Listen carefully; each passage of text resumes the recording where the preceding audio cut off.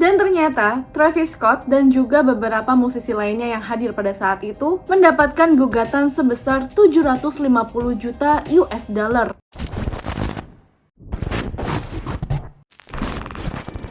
Hai guys, ngapain? Gimana kabar lo? Semoga lo sehat dan keren selalu ya. Selamat datang di Misteri Musik Malam Minggu di Dunia Dalam Bertika. Segmen ini adalah tempat di mana gue meluapkan sekaligus mencari tahu terkait segala misteri yang ada di dunia musik. Dan pas banget gue lagi ngeriset kira-kira minggu ini gue bakalan ngebahas apa ya.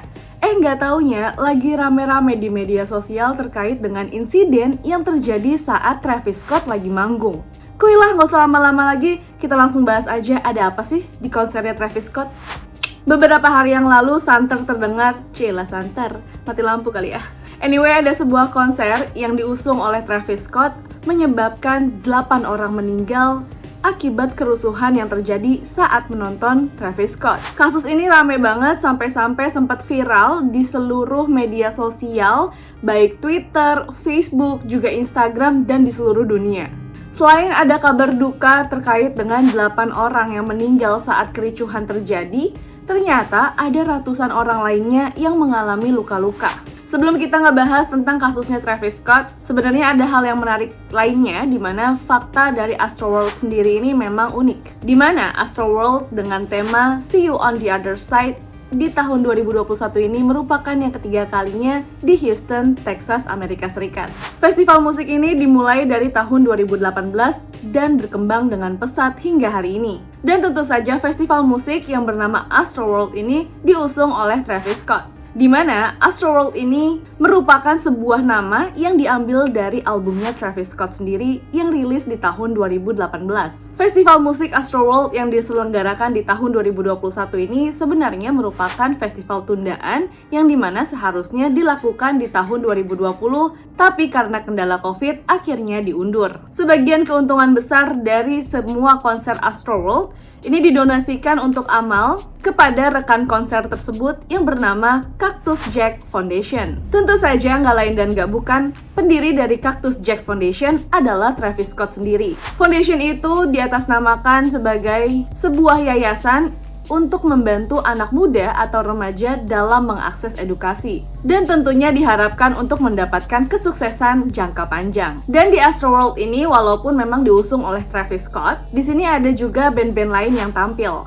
Di mana pada tahun 2021 ini, line up dari Astroworld sendiri ada beberapa band yang sudah namanya terkenal.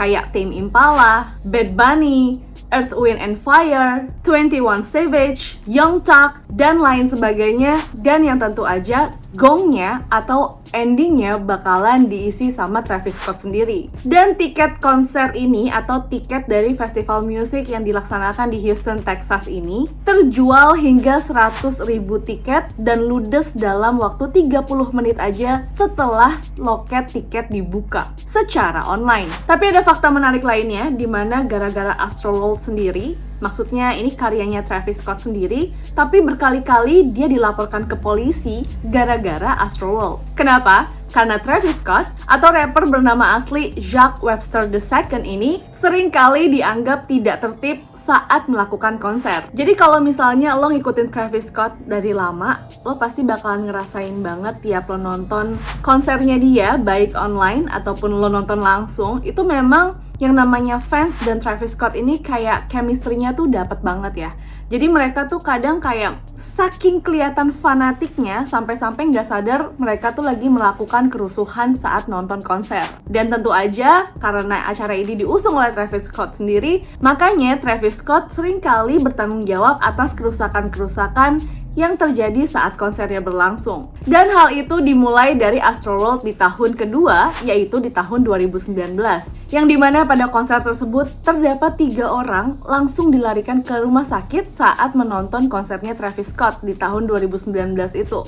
Dikarenakan mereka mengalami luka dan juga patah tulang akibat diinjak-injak oleh penonton lain. Meskipun begitu, Travis Scott ini memang terkenal apabila ada kerusuhan di area penontonnya saat dia sedang manggung, itu kayak dia tetap melakukan konser sampai habis.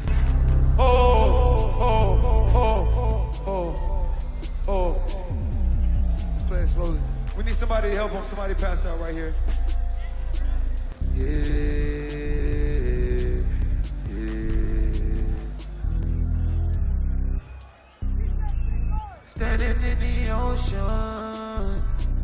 Dan itu pun terjadi pada kejadian di Astroworld tahun 2019, di mana Travis Scott saat sedang manggung, dia ngeliat dari atas panggung kalau di bagian penonton itu memang lagi ribut-ribut, tapi dia tetap melakukan konser sesuai dengan rencana. Namun ternyata kerusuhan di tahun 2019 terulang kembali, bahkan lebih parah di tahun ini, di mana tahun ini dikabarkan 8 orang meninggal dunia saat menonton konsernya Travis Scott. Tapi lo kebayang gak sih ada 100.000 penonton di sana? Ya kurang lebih mungkin gak nyampe 100.000 ya, tapi setidaknya tiket yang terjual itu 100.000. Jadi bisa kemungkinan yang datang di situ itu sekitar puluhan ribu lah. Gimana kondisi di saat itu gak rame dan gak desak-desakan? Kebayang gak sih lo dengan situasi dimana baru aja pandemi, pasti ada lah mereka-mereka yang sebenarnya pengen nonton tapi masih kayak panik gitu. Jadi kayak rusuh banget, itu sudah pasti. Namun situasinya semakin memburuk pada Astroworld tahun 2021 ini, dimana dikabarkan tidak hanya orang terluka-luka, tetapi 8 orang tewas akibat kerusuhan yang terjadi pada saat Travis Scott manggung. Dan juga dikabarkan ada ratusan orang yang mengalami luka-luka. Gue nggak tahu pada saat itu Travis Scott sadar atau enggak, kerusuhan yang terjadi ini sebenarnya jauh lebih rusuh ya dibanding yang sebelum-sebelumnya, dimana ini sampai 8 orang meninggal, yang dimana keadaannya pasti kayak chaos banget. Dan di situ yang gue heran, Travis Scott masih tetap manggung. Dan di situ juga ada pacarnya, yaitu Kylie Jenner, yang ikutan nonton dan tidak bereaksi apa-apa, seakan-akan tidak terjadi apa-apa. Namun ternyata ada dugaan yang jauh lebih berbahaya dibandingkan dengan kericuhan yang terjadi di Astroworld sebelum-sebelumnya, yaitu konon kabarnya kericuhan yang terjadi pada Astroworld tahun ini merupakan kesengajaan pihak-pihak atau oknum tertentu yang sengaja menyuntikkan obat terlarang kepada penonton. Dan hal itu diduga sebagai penyebab di mana orang-orang mulai bertingkah laku ugal-ugalan dan membuat kerusuhan, sehingga tidak sadar bahwa mereka menginjak-injak orang lain sampai orang-orang lain itu kehabisan oksigen dan kehilangan nyawa. Akibat kejadian ini tentu saja Travis Scott dianggap bertanggung jawab atas meninggalnya 8 orang tersebut. Saking ramainya kasus ini sampai ada kurang lebih 147.000 akun media sosial yang memperbincangkan kasus Travis Scott ini. Dan di antara mereka memang tentu saja ada pro kontra. Dimana yang pro ini maksudnya pro dengan tuduhan kepada Travis Scott ya. Karena mereka menyalahkan, kok Travis Scott bisa sih diem-diem aja di saat dia ngeliat di bawah itu lagi rusuh. Walaupun memang kalau misalnya lo lihat ya, ada di beberapa video yang viral juga, Travis Scott sempet nanya, itu ada apa gitu di penonton.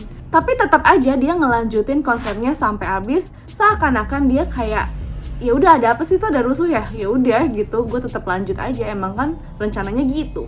Dan sebagian lainnya adalah mereka yang kontra, dimana mereka tidak setuju kalau Travis Scott dianggap bertanggung jawab atas kerusuhan yang terjadi saat dia manggung. Kenapa? Karena mereka lebih menyalahkan kepada panitia dan juga kru yang tidak menghentikan acara, di mana mereka berhak dan memiliki kuasa untuk memberitahu Travis Scott yang lagi di atas panggung untuk berhenti apabila memang diperlukan. Dan terkait dengan hal ini, Travis Scott juga melalui media sosialnya mengungkapkan rasa belasungkawanya terhadap para korban. Selain itu, dia juga berterima kasih kepada semua pihak yang bergerak secara gegas pada saat kejadian itu berlangsung. Dan tentu saja dia juga mengatakan di situ kalau dia mendukung penuh penyelidikan polisi agar masalah ini cepat terselesaikan.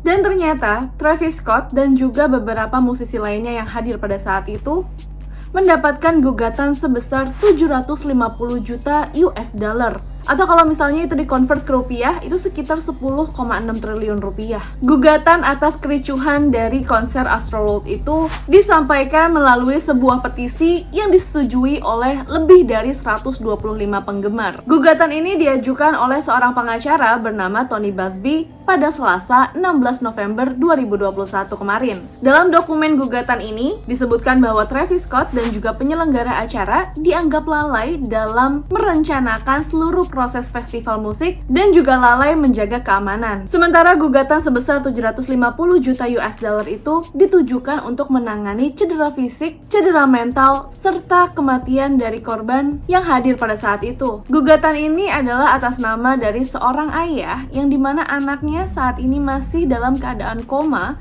akibat terinjak-injak saat dia menonton konser Travis Scott kemarin di Astroworld. Dan tuduhan ini disertai adanya tuntutan karena Travis Scott tidak memberhentikan acara, bahkan menyelesaikan acara hingga 40 menit terakhir di saat kerusuhan itu sedang terjadi. Dan lo inget nggak, gue bilang ada Kylie Jenner juga di situ sebagai pacar ya, nontonin Travis Scott di situ, dan dia diduga tidak melakukan apa-apa juga. Dan ternyata si Kylie Jenner juga kena imbasnya, dimana Kylie Jenner juga mendapat tuduhan tidak peduli terhadap kericuhan yang sedang terjadi. Tapi di luar dari pemberitaan terkait dengan tuduhan terhadap Travis Scott yang dianggap tidak peduli kepada penontonnya saat terjadi ricuh itu, ternyata menurut laporan asli di polisi, itu Travis sempat memberhentikan acara dan bertanya itu ada apa di bawah situ. Dan berkali-kali Travis minta tolong sama para keamanan untuk melakukan aksi tanggap untuk membantu para korban yang dia lihat dari atas panggung itu kayaknya lagi mengalami kesulitan. Mungkin dia nyelesain lagunya juga kan kita nggak tahu ya perasaan si Travis Scott itu gimana gitu. Apakah dia nyanyi sambil enjoy aja atau